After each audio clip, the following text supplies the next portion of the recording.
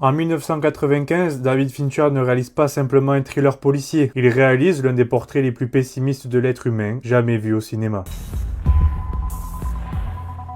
À première vue, l'histoire paraît un peu classique. Deux inspecteurs traquent un tueur en série qui assassine ses victimes en s'inspirant des 7 péchés capitaux. Mais la véritable force de Seven n'est pas son enquête. Sa véritable force, c'est l'atmosphère qu'il crée. Dès les premières minutes, David Fincher nous plonge dans une ville sans nom. Une ville constamment sous la pluie, sombre, sale, étouffante. On ne sait jamais exactement où l'on est, et c'est volontaire. Cette ville pourrait être n'importe quelle grande métropole. Elle devient le symbole d'une société malade. La pluie est presque toujours présente. Elle efface les couleurs, rend les décors tristes et donne l'impression que les personnages vivent dans un monde qui se décompose lentement. Même lorsqu'ils sont à l'intérieur, les appartements sont sombres, les couloirs sont étroits et les plafonds semblent écraser les personnages. Ce sentiment d'oppression est renforcé par le travail de la caméra. Fincher utilise régulièrement des plans serrés qui donnent l'impression que les personnages sont piégés. Plus l'enquête avance, plus on ressent cette sensation d'étouffement. Mais ce qui rend Seven encore plus intelligent, c'est sa manière de traiter la violence. Aujourd'hui, beaucoup de thrillers montrent tout. Ils misent sur le choc visuel. Seven fait exactement l'inverse. La plupart des crimes sont découverts après les faits. On arrive sur les scènes de crime en même temps que les enquêteurs. On aperçoit quelques détails, quelques indices, parfois seulement les réactions horrifiées des personnages. Et pourtant, ces scènes restent gravées dans la mémoire. Parce que le film comprend une chose essentielle. L'imagination du spectateur est souvent beaucoup plus efficace qu'un effet spécial. Quand tu découvres certaines victimes, le film ne te montre pas tout. Il te laisse assembler les morceaux toi-même, et ce que ton cerveau imagine est souvent bien pire que ce que tu vois. Le duo principal participe énormément à cette réussite. D'un côté, Somerset, interprété par Morgan Freeman, c'est un inspecteur expérimenté, cultivé, proche de la retraite. Il a passé sa vie à observer la violence, et il semble avoir perdu ses illusions. Pour lui, le monde est devenu un endroit profondément abîmé. De l'autre, Mills, joué par Brad Pitt, plus jeune, plus impulsif, plus optimiste, il croit encore que le bien peut triompher du mal. Toute l'histoire repose sur ce conflit philosophique. Somerset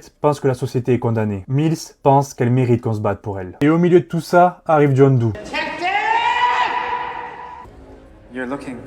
Ce qui rend ce personnage fascinant, c'est qu'il ne se voit pas comme un simple tueur. Il se considère comme quelqu'un qui a accompli une mission. Pour lui, les péchés capitaux sont partout. Gourmandise, avarice, paresse, orgueil, luxure, envie et colère. Il estime que la société est tellement devenue habituée à ses défauts qu'elle ne les remarque même plus. Ces crimes deviennent alors une forme de message, de dénonciation. Évidemment, son raisonnement est monstrueux, mais Seven est suffisamment intelligent pour nous montrer que John Doe possède une logique cohérente. C'est ce qui le rend inquiétant. Il ne tue pas pour le plaisir, il tue parce qu'il est convaincu d'avoir raison. David Fincher renforce constamment cette idée grâce à sa mise en scène. Les couleurs sont désaturées, les décors sont délabrés et les sons sont agressifs. Même la musique se fait discrète pour laisser place au bruit de la ville, des sirènes, de la pluie qui tombe. Tout est conçu pour mettre mal à l'aise le spectateur. Et puis arrive le dernier acte. Pendant tout le film, nous sommes enfermés dans cette ville sombre. Et puis soudain, le décor change complètement. On se retrouve dans un désert immense, en plein jour, sous un soleil éclatant. Normalement, cette lumière devrait être rassurante, mais Fincher réussit l'exploit de rendre cette scène encore plus angoissante que tout ce qui précède. Parce que l'horreur n'est plus dans les ombres, elle est en pleine lumière. Et c'est là que Seven